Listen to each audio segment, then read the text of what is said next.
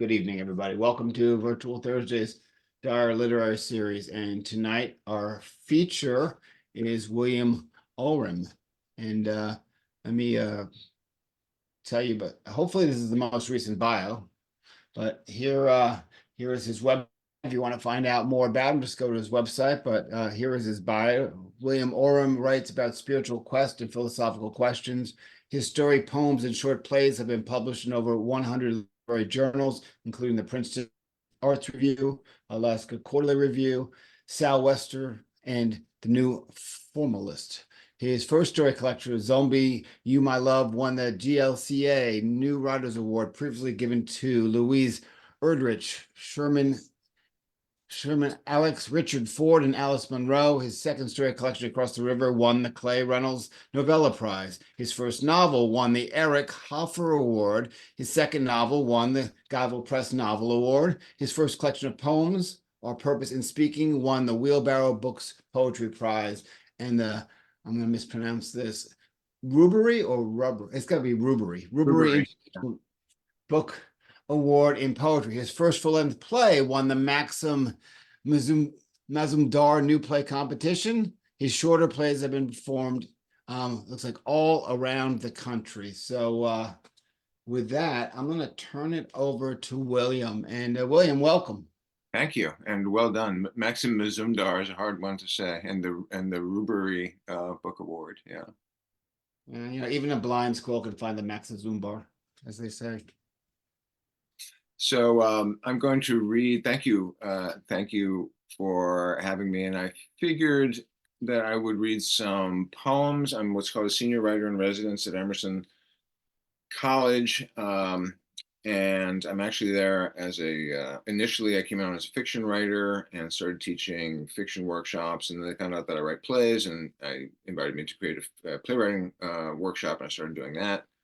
I also teach lit classes, so I wear a couple of different hats. One thing I do not do at Emerson College is teach poetry, but I do write it, so I thought I would read some poems tonight.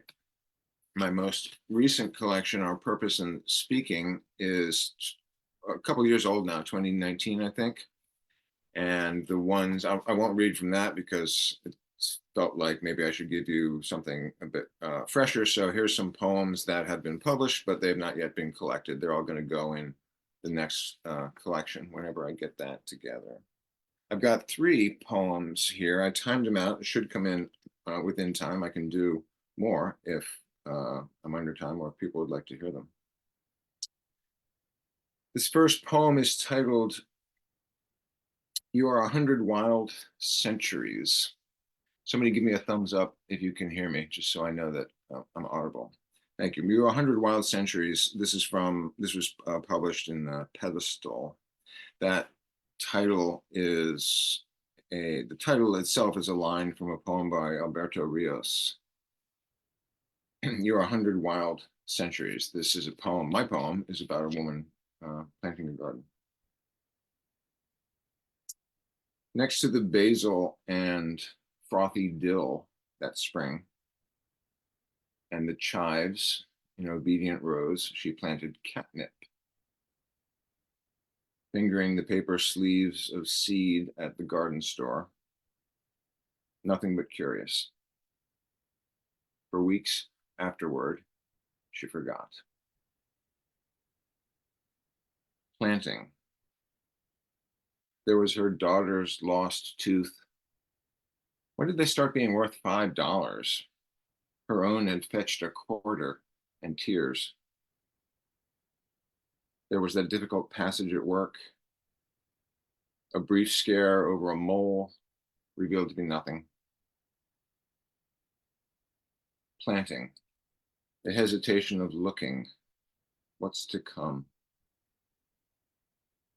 It wasn't until that night, midsummer or close, spare constellations standing on black, shaggy oak heads rising up the hill, and the red eye of the radio tower vivid across the sound, that she, too, rose, wondering what had drawn her to the window blind.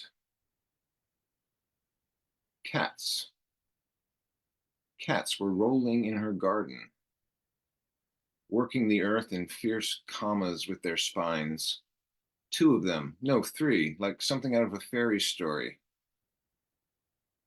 Undomestic as their natures were, ribby and bitten, little Buddhas who misbehaved with a pretty student in the Zendo and so came back as these ragged beasts. Such feralness made one by this. All scars forgot, all alleyways effaced. Gathering. Why had she wept? The night comes close. The shadows dance below in wild felicity.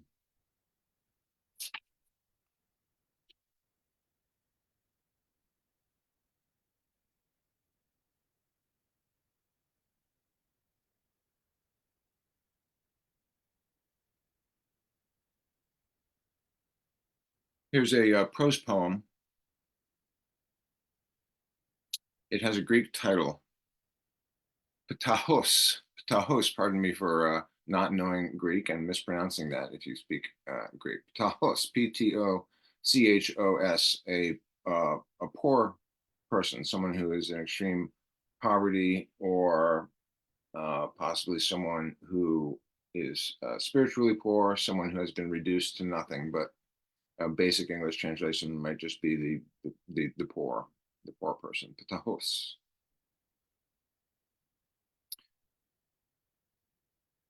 Somewhere far out North Capitol Street, urban twilight, waiting in my father's red Plymouth while my date ran into a faceless building.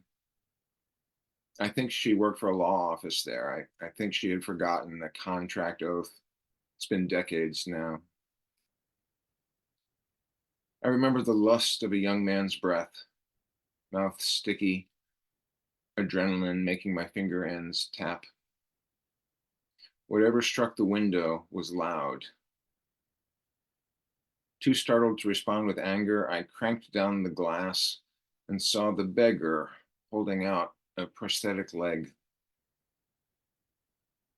Pink, scuffed plastic, not even the color of his skin. His other hand rudely gripping the Plymouth's roof while he balanced, dancing on the living foot. Having nothing else, he was using the scooped out part where the stump fits as a donation bowl. Inside its mouth, a scattering of resentful coins. I added some dollar or two without comment, wanting only to escape the odor. This moment, wanting only to close the window against my shame. Then, later that night, naked and entering her, my hand reaching into emptiness, my empty hand reaching into emptiness.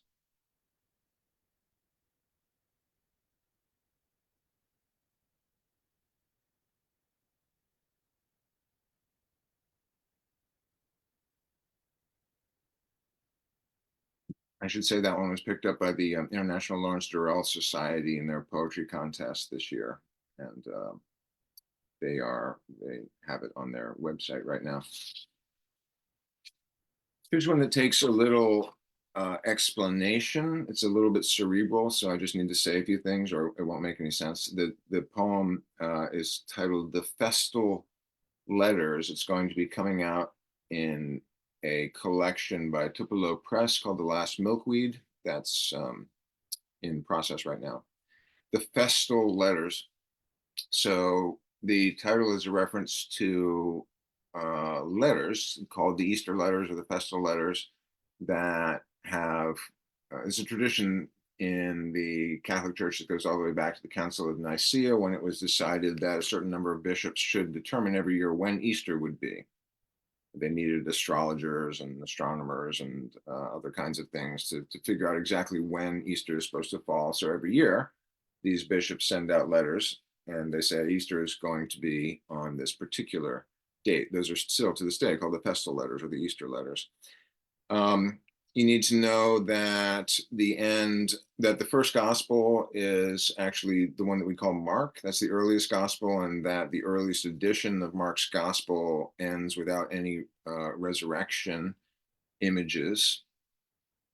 It just ends with the three Marys. They go to the tomb and they find the tomb empty. And that's actually where the narrative stops. The last line is, and they didn't tell anybody because they were afraid. And then other people picked up Mark and they said, wait, we can't end it there. And they added other things with the resurrection appearances of Jesus, and the story grew from there. But that's where the story begins. It's also, Letter to the Romans is an epistle by St. Paul. It's one of Paul's longest and most convoluted theological treatises, but it doesn't contain, to the frustration of people who want to know about the historical Jesus, St. Paul says essentially nothing about him. And it's very strange, sometimes called the silence of Paul, the question of why none of the epistle writers, Paul in particular, why they don't say anything about Jesus, his life as a man. They talk about the Christ and the theology and the mysticism, page after page after page, but there doesn't seem to be any understanding, any record of a historical person at the basis of it. That's one of those questions about the New Testament. So you can see what I'm doing here. The festal letters, we've got Good Friday coming up in 2 weeks. It seemed appropriate. This is a poem that has emptinesses inside it, different kinds of silences, different kinds of absence. Caesura, by the way, is, you probably know, is two kinds of silence or absence. It can be a gap. If there's something missing in a text, you say there's a caesura there. There used to be something there, but it's gone. It's also a poetic device. Those two slashes that we use that mean this line ends here. But in that case, it suggests that there's another line coming. So these are Easter images, absences, voids, emptinesses, possibly the possibility of rebirth in them. The festal letters. The silence at the last leaf of Mark's Evangel, when no one knows or tells what has befallen. The way Letter to the Romans says nothing of a man from hill country, but only announces his absence. The fact that galaxies contain their gaps, sometimes 10 trillion miles of void, and the stars are not letters, and the letters of the saints contain caesura. This is why this morning's light pressed its hands against the gate, saffron as a monk's garment, light that is nothing, but through which all colored things arrive. This is why the raked sky has announced a gentle rain all early afternoon off Cape Cod. And last night, just at evensong, the lichen-colored spines of whales pushed like lovers through gray mist.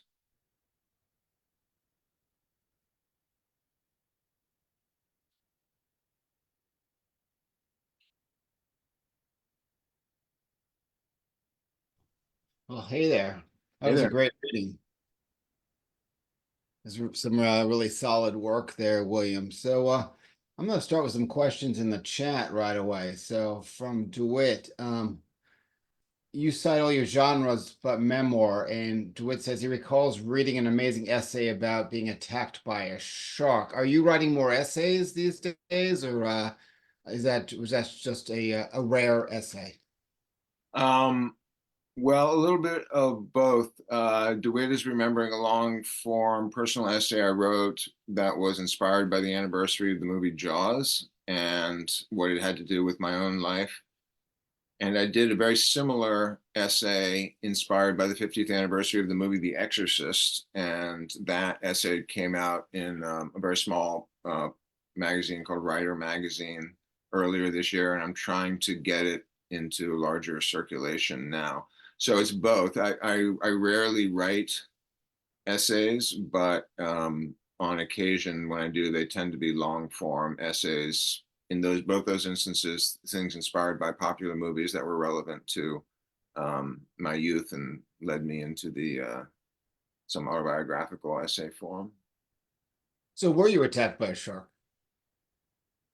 I was attacked by a shark, and I have the scars to prove it. Yeah, but you're going to have to read my Jaws essay, williamorem.com. It's up there. You can find it. I'll definitely check that out. Also, I couldn't help but notice that every one of your first books or pieces of work won awards. So is that more from do you feel like you have a gift to do something like that, or is it just a lot of hard work? Well, two things. I had an agent once who said, I know who you are. You're the guy who wins all the awards and nobody reads them, which I felt like, yeah, that's fair. It's kind of both flattering and heartbreaking at the same time. I do have a lot of awards. I don't know that I have a lot of readers. You writers in the room can decide which one you want. You want people who actually know who you are and read your stuff, or would you like a few people to say this is quality stuff, even though a large number of people have never heard of it? I mean, we don't really have a choice. You are the kind of writer that you are.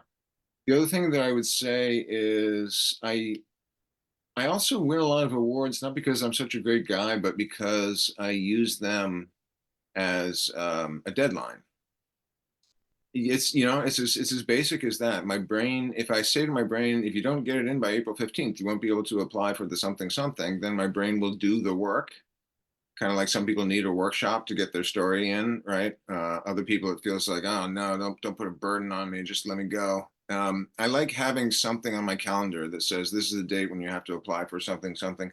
So I apply for a lot of awards, and you apply for a lot of them, you're going to win more than if you don't apply for any of them, you won't get any. You still have to be doing quality work, I think, and I am proud of those awards. I don't mean to sound like I'm vain humility here. I am proud of my awards. But it's also the case that whether I get something or not, I will use it as a way of motivating my writing time. So speaking about the multi-genres, Robert asks, how do you decide which one that you're going to be writing?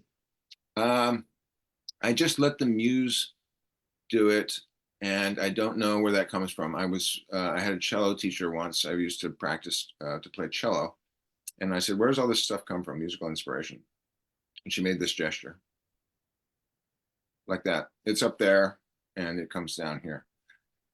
And I think that is a perfectly adequate way to describe how this works, as anybody who writes knows. I don't think, at least it's never in my experience, that I can say, well, now I'm going to put aside X and turn to Y. It's just at a certain point, poetry starts singing, in my head. I start thinking, wow, that I really want, oh, wow, that's so interesting. And I just stay with it. I think one thing that we can do as writers, if anybody wants advice, is when you hear that, sit down and write it. Don't just say, well, I'll get to that later, or I'll make a little note on a sticky pad and I'll get to, because in my experience it's gone. If something is in my head, it's a poem, here's an idea for a poem, I got to stop what I'm doing, pull over, write it down right now. And then I just let it ride. And it's actually a joy for me. I don't know how long the poetry is going to talk and when it's going to stop. And I certainly hope that the fiction turns on at some point. And sometimes, even playwriting.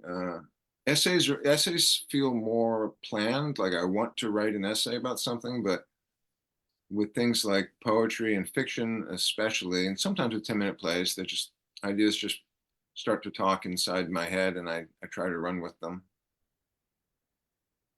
Yeah, some of your writing has been described as taking people on a spiritual quest. So what is man's biggest spiritual quest? And I'll get around to how it relates to writing in a sec. Our biggest spiritual quest is that we've reached the point in our knowledge of ourselves and nature to recognize, I would argue, that our gods were metaphors from the beginning, but that does not mean that they did not refer to something. In other words, I think we're in a post-God period where literal religious belief, extremely popular right now, perhaps even frantically popular by people who are, I tend to think, opposing the transition into a post-God belief set. We tend to grab hold of the old ways of thinking and insist on them louder and louder. But I think we've reached the point where we recognize that religions are metaphors, but we're naive if we think, therefore, or I'm just speaking for myself, I don't want to just dispense with them and say none of that had any meaning. I am now going to pursue a kind of 20th century nihilism. My sense is more that we are now at a point where we can start asking adult questions about what was it that we were talking about when we talked about God? What is it that I meant when I felt that spiritual thing or when I underwent that spiritual quest? The essential mystery that is still facing us is the one of consciousness. We don't yet know what it is. I'm not suggesting it's magic, but we don't know what it is. We don't know why it's here. We don't know what, to use your term, man with a capital M, is doing in this cosmos, why we are even here present at the moment. And I don't think these are questions that we can dismiss with a hand wave. Now, for me, I use art to replace the things that religion used to give me. I actually find the pursuit of meaning and the pursuit of depth, the other dimensions in human life beyond the material one. I find access to that through poetry or through painting, sometimes through beautiful fiction, some beautiful novels that I know, some excellent short stories that I turn to. I find those things to be as spiritually rewarding as the kind of Catholicism with which I was raised when I was a more literal religious thinker. Yeah, that's all very, very philosophical, but let me ask you this about that. Do you ever use the conflict that's involved? Do you play off the conflict involved for these quests as plot devices, specifically in any of your work? Oh, sure. Yeah. But tell me what you mean. Do I just use them to structure the work, or am I trying to examine the conflict by way of the work? Which are you asking? So, like any obviously, a piece of fiction always must have a conflict. The character conflict, the plot has a conflict within. So, do you ever use that as a main theme, the search for spiritual quest? Yeah, no question about it. Sometimes it's blunt, like there's a character in a collection of mine called Across the River who is a priest in crisis. So sometimes it's very obvious like that. Um, Other times we need not have anybody who is overtly stating that they are on a kind of spiritual quest. But neither did Camus, one of my favorite short story writers. He never overtly says that this is a kind of spiritual crisis that my protagonist is undergoing, or this moral question has larger dimensions than just serving the function of the plot. But that's fine. I mean, they're all stories about human beings who are trying to find their way, say, through moral life or trying to find meaning in their lives. Those are stories about spiritual quest. I don't know that they need to overtly state that this is a retelling of the Grail myth, for example, as somebody like Eliot or Hemingway would have done. There's very beautiful instances of it, but we needn't be literal about it. Now, I would say if you're writing a story, or if I'm writing a story in which somebody is overtly stating, "I'm on a spiritual quest, and this is my problem," it's probably not a very interesting story. It's probably more like it's more like a soapboxing kind of moment. The author says, "Here's what I think about reality." So I hope I wouldn't do that. I hope I would do something more like character who is facing a conflict that itself has more significant dimensions to it. So that, we've got DeWitt Henry in the audience when Gloucester loses his eyes. it has huge ramifications for everything, top to bottom. What do you want to talk all the way about what we mean by sight, what we mean by knowing? We can just keep going with that. People like Beckett ran with a moment like that and made entire plays out of that one idea of losing the eyes. So we serve the plot, or if you're writing a poem, you serve the poem. But I think if you're being honest about it, and if you've got something good, if you've caught some fire, then it's going to have that larger spiritual or philosophical dimension to it. We don't need to hammer it into place. So you earlier talked about in writing when poems strike you. And so someone asked, can you explain in your own words what you mean by gaps in silence? How or when do you hear from the spirit from within? Say it again. Can I explain my own words? What? What do you mean about gaps in silences? How or when do you hear from the spirit within? Okay, so there's two different questions. That poem, The Festal Letters, is an Easter poem, and so it contains a series of gaps, silences, little bits of nihil, nothingness, little graves. Why is there no description of Jesus? It's as if he isn't there at all. Paul never even knew such a person. Why are there galactic voids? And that's true, by the way. The galaxy itself has gigantic empty spaces inside it, and the collections of galaxies have enormous empty spaces between them called galactic voids. It's not entirely clear why they are there. But we confront those emptinesses in our own life, our own experience of mortality, or the loss of love, or the loss of connection. All of those are the little mini graves, I think, that I want to have in the beginning of that poem, and then there's a possibility of a new life emerging at the end of it with the whales.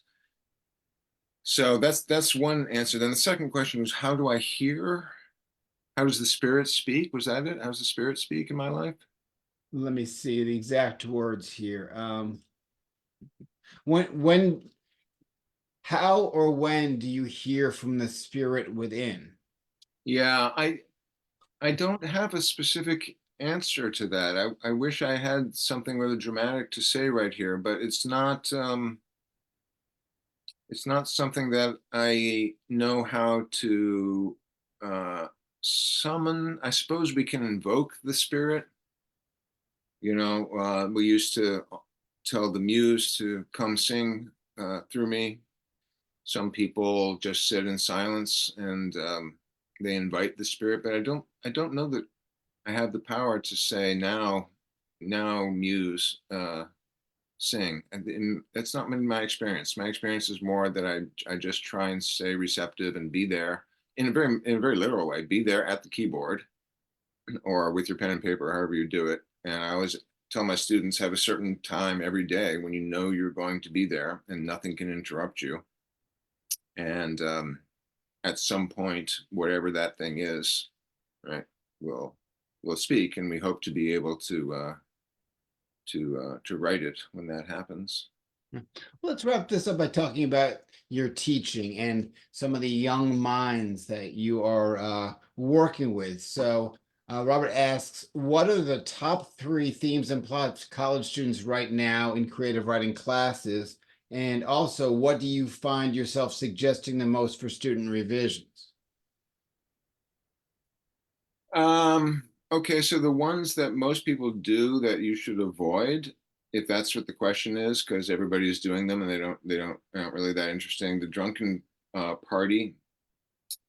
I see a lot of that. This is a story that describes a drunken college party, and that can be done well, by the way. There's no reason why a short story set in a drunken college party can't be fresh and original. It's just frequently it isn't, and that's a lot of young people are experiencing that, so they write about their experiences. So we get a lot of drunken college party stories. There's the breakup story that also, once again, can be done magnificently. I just read Normal People by Sally Rooney, if anybody knows this, a terrific example of how to write about young college age characters and their breakups and their drunken parties, but it's so fresh. It's so alive, really, really good writing. But I also read every semester a lot of drunken parties, a lot of breakup stories, and and a lot of I suffer stories in which the writer mistakes misery for narrative drive or for conflict. And that's a hard thing to quite understand, but this character is suffering more and more and more and more and more. It's not actually a conflict. It's just watching somebody who is in a bad way. So yeah, if you mean what things are people writing that they should be practicing on, but they aren't really working, I would say I see those three a lot. Good ones, those are all unique. Those are unique to the writers. The most fresh ones are things that I say to students. I've been teaching now for 17 years at Emerson. I've never I have one this semester about a frog who is a goat. And I don't even know what to say about it. It's so original. I love it, and it's so that's just a pleasure when you meet a student who has a mind that is not just doing what all the other students are doing and is trying to go off and do its own thing. Is there too much write what you know? Obviously, with the student papers, there's write what you know, but I was talking to Jennifer Haig about the Gilbert novel that was pulled because it was located in Russia, and her novel was up for auction because one of her characters was Chinese, and you can't write that if you're not part of that. Do you have an opinion on that, or? My opinion is right. What's by the way, if you're employed at Emerson College, mute me right now. I'll deny having said this in a tenure hearing. My opinion is write whatever you have inside yourself and don't be concerned with the politics of it or what other people are going to say about it. Once you have written it, then you own it and you have to be responsible for what you have said. And if it is troubling to other people for any reason, it is your story and you're responsible for it. But I just think if we worry before we start writing about what is somebody going to say, or am I allowed to write this character, or can I do this or can I not? I just don't know that we're going to get anything very good. And honestly, I've seen students just crumble because they're so afraid of even writing, anything. That they come to my office hours sometimes and they're really scared that somebody's going to say what you've done is unacceptable or I'm judging you, or they often think that the character is the same as the author, and if you write an ugly character, that means you're an ugly person, and so forth. First thing we got to do is just let it out. Whatever's inside you, let it out, and then I would worry later about what somebody else thinks. All right. Well, I think we're out of time. I know there are a few more questions, so I apologize for not getting to them, but William has given us a good 30 minutes of his time for reading and answering questions. So if you want to find out some more, you can go to William Orem, OREM.com, and you can find out about his books and his awards and read that essay. But I didn't even get to talk about his last book of poetry, or Miss Lucy, but there it is. It's fascinating stuff. All award winners. So check it out. And thank you so much, William, for being here. You bet. It was a pleasure. Do we do open mic now? We will. So that's what I'm going to say. The people that are watching the Facebook stream, use the link to come in for the open mic. I will gladly welcome you in. And so I'm going to shut off the stream now. And thanks for watching on stream.